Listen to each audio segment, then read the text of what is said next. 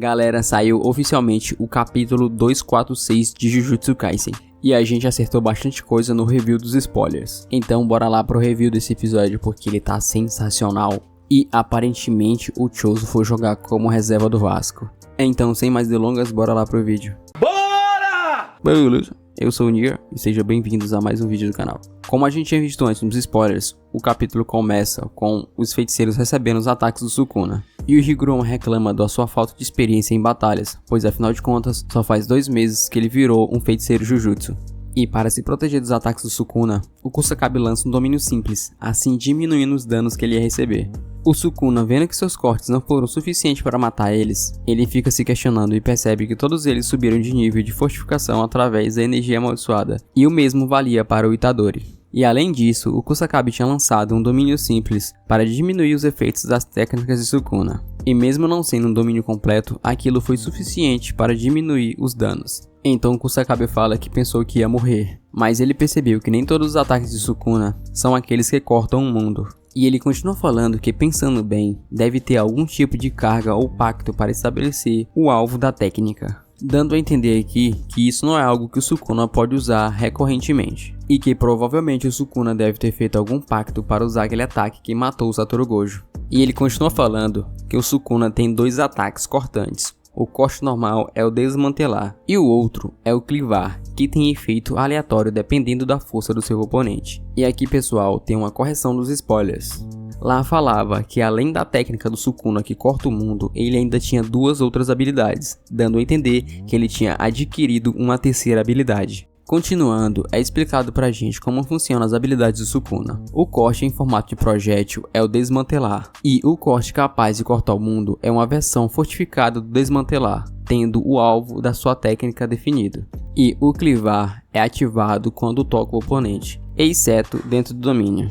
O clivar e o desmantelar disparado a queima-roupa, assim como o corte capaz de cortar o mundo, todos esses são indefensáveis, mesmo se fortificando com energia amaldiçoada, usando-a como amplificação ou como domínio simples. E eles têm que encarar que qualquer um que for atingido por uma dessas técnicas terá uma morte instantânea. E o Kusakabe fala que o estranho é que ele ainda não usou as chamas que ele tinha usado em Shibuya, e só resta eles assumirem que ele não pode usá-la por agora. E se ele usar aquele poder de fogo será o fim deles, pois ele conseguiu exorcizar um espírito de classe especial que tinha como base nas suas técnicas as chamas. Galera, e se o Sukuna realmente usasse as chamas deles aqui, eu tenho certeza que eles não iam conseguir derrotar o Sukuna, pois o Jogo tinha sido mostrado pra gente como um dos melhores manipuladores de chamas da obra. E sem muitos problemas, o Sukuna conseguiu derrotar ele. E o Sukuna daquela época era várias vezes mais fraco do que esse de agora. E na minha opinião, as chamas, assim como o corte que matou o Satoru Gojo, tem que ter algum contrato vinculativo para ser ativado. E voltando para a batalha, o Kusakabe pergunta pro Higuruma se ele está bem. Ele fala que sim, que está tudo bem, mas pede desculpas dizendo que a pena de morte foi aplicada ao Sukuna, mas o confiscar foi aplicado apenas às suas armas amaldiçoadas e não às suas técnicas. O Kusakabe fala para ele não se preocupar, pois isso já é o suficiente, e a espada que ele carrega com si é o caminho para derrotar o Sukuna, e ele vai proteger o Higuruma, nem que para isso ele tenha que dar sua própria vida. Aí aqui acontece uma cena muito engraçada, ele fala assim, putz, eu vou mesmo morrer? Será se foi eu mesmo que acabei de dizer isso? Aí o Sukuna fala assim, então quer dizer que tu tá usando o domínio simples para se proteger, né? Pois agora eu vou mirar na perna de vocês. E, aproveitando a distração do Sukuna, o Choso lança um ataque perfurante com sua técnica de manipulação de sangue. E percebendo aquele ataque se aproximando, ele pergunta pra eles o que eles acham de uma perseguição. E quando o ataque estava prestes a acertar ele, por ironia do destino ou por roteiro, ele desaparece e aparece atravessando o corpo do Choso com 2 dos seus braços. Vendo aquilo dali, o Itadori corre para socorrer seu irmão, mas o Choso tá cuspindo sangue por todos os buracos que ele tem no corpo. E aí eu quero saber a opinião de vocês, galeras. O Choso foi jogar como reserva do Vasco ou não? E voltando pra luta, o Ino entra em ação, e sem deixar o Sukuna descansar um segundo, ele já desfere alguns golpes no Sukuna. Primeiro ele lança a katana que o Nanami usava para limpar o quintal no Sukuna. O Sukuna rebate ela, e pulando de cima dos destroços do prédio que ele estava, ele pega a espada no ar e desferem um segundo golpe no Sukuna, que é bloqueado por um de seus braços. Mas o Sukuna fica abismado porque aquele golpe foi bem mais forte do que ele pensava que seria. Então ele percebe que aquela arma é a mesma arma que o Nanami usava. E ele chega à conclusão que eles transformaram a técnica do Nanami em uma arma amaldiçoada. Por isso o ataque foi tão forte. Aí o Sukuna só dá um chute nele e fala assim: sai daqui, meu parceiro, tu é muito fraco. Aí o Ino fala assim: nossa, que chute pesado. Deve ter usado a força total do poder dele pessoal. Ele usou a força total do poder dele em um chute desferido contra mim. Aí o Sukuna fala assim: não, pô, só tava sacudindo o pé e pegou em tu.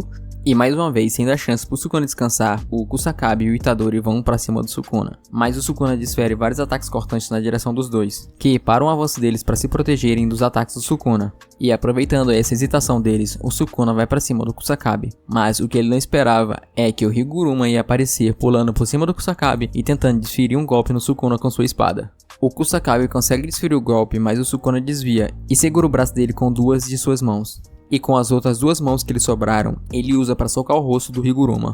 E vendo que o Itadori estava se aproximando dele, ele pergunta pro Itadori se ele consegue acompanhar ele, e dá um soco no Higuruma, que sai voando entre os prédios e limpando tudo que tinha na sua frente. E zoando o Itadori, o Sukuna ainda fala para ele ir na frente. O Itadori grita pros seus companheiros para eles não deixarem o Higuruma sozinho, e sai correndo ao resgate do Higuruma, mas o Sukuna passa por ele em uma velocidade extraordinária, e ele percebe que o Sukuna é muito mais rápido do que ele. Então é mostrado pra gente que o Higuruma vai parar dentro de um prédio e o Sukuna chega logo atrás dele, e lança vários ataques que destroem o local. Aí é mostrado pra gente mais um flashback, aonde mostra pra gente que o Itadori tem um plano para salvar o Megumi, e fala que a técnica do Higuruma vai ser útil pra isso.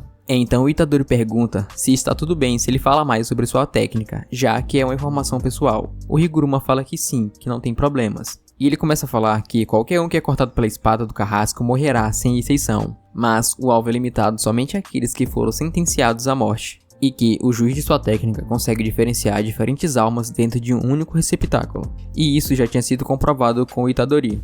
E se o Sukuna for sentenciado à morte e então cortado pela espada, talvez eles sejam capazes de recuperar a alma adormecida do Megumi ilesa. E passando um tempo e em outro lugar, o Itadori pergunta pro Higuruma se ele realmente quer morrer. O Higuruma fica sem entender e pergunta por que daquela pergunta naquele momento. E como eu tinha falado, pessoal, lá no review que a gente fez dos spoilers, aqui a gente consegue ver que aquela pessoa que o Higuruma tinha se lembrado que perguntou se ele queria morrer, tinha sido o Itadori. Aí o Itadori fala que ele perguntou isso porque o Higuruma não consegue usar a técnica amaldiçoada reversa. E mesmo assim ele pode acabar entrando em uma luta corpo a corpo contra o Sukuna, e ele tá agindo de modo como se isso fosse normal. Aí o Higuruma fala que é alguém que desistiu das leis, e as leis desistiram dele. E no fim ele só quer ser aquele que vai punir a si mesmo. Ele continua falando que é como o Itadori disse, depois de terminar o dever dele ali, ele acredita que deve morrer. O Itadori fala que sabe como é, pois ele se sente do mesmo jeito. Mas, mesmo não sabendo como se expressar, ele fala que o Higuruma deve voltar. Então o Higuruma fala para ele não pedir algo impossível, já que ele se tornou alguém que não consegue olhar nos olhos de Itadori. Como eu já tinha falado nos spoilers, aqui dá a entender que o Itadori não quer que o Higuruma morra, pois ele só seria mais um de seus companheiros que morreram em batalha. Então mudamos para o presente, e o Sukuna se pergunta se aquilo que ele usou para neutralizar suas técnicas era uma amplificação de domínio. Aí o narrador fala que há menos de 2 meses desde quando o Higuruma despertou como feiticeiro Jujutsu, ele apresentou um crescimento descomunal, e aquilo tinha deixado o Sukuna fascinado. E a espada do carrasco, a executora, brilhava mais uma vez pelo aquele homem que estava na sua frente, e que o talento bruto daquele homem era comparável ao do lendário Satoru Gojo. E com essa incrível reviravolta, pessoal, e com Higuruma borbulhando em poder, a gente chega ao fim de mais um capítulo. E me fala aí, o que você achou do capítulo 246 de Jujutsu Kaisen? Comenta aí. Não esquece de deixar um like, se inscrever no canal que ajuda demais. Por hoje ficamos por aqui, até a próxima, valeu!